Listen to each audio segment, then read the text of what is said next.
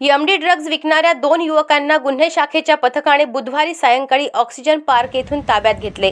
अंगझडतीत त्यांच्याजवळ 6,01,000 रुपयांचे 57 ग्राम MD drugs आढळले। ते जप्त करून त्यांना फ्रेजरपुरा पोलिसांच्या ताब्यात दिले। स्वदेश वीरेंद्र कुमार वय 26 राहणार कैलासनगर आणि शेख मोहसिन शेख सलीम वय 30 राहणार हबीबनगर अशी त्यांची नावे आहेत। शेख शहजाद उर्फ गुड्डू तुफान राहणार गौसनगर आणि शेख शाहरुख शेख नाशिर राहणार लालखडी अशी पसार आरोपींची नावे आहेत। गुन्हे शाखेच्या पथकाला 2 युवक सायंकाळी ऑक्सिजन पार्क जवळ एमडी ड्रग्ज विक्री करण्याकरिता येत असल्याची माहिती मिळाली होती। पोलिसांनी ऑक्सिजन पार्क परिसरात सापळा रचला। दरम्यान सायंकाळी 6 वाजताच्या सुमारास 2 युवक येताना दिसले। पोलिसांनी त्यांची अंगझडती घेतली। त्यांच्याजवळ 57 ग्राम एमडी ड्रग्ज आढळले। एमडी ड्रग्ज त्यांना कोणी दिली याबाबत विचारपूस केली असता त्यांनी शेख शाहरुख शेख शहजाद यांची नावे सांगितली। या घटनेत पोलिसांनी गुन्हा नोंदवून दोघांना अटक केली आहे।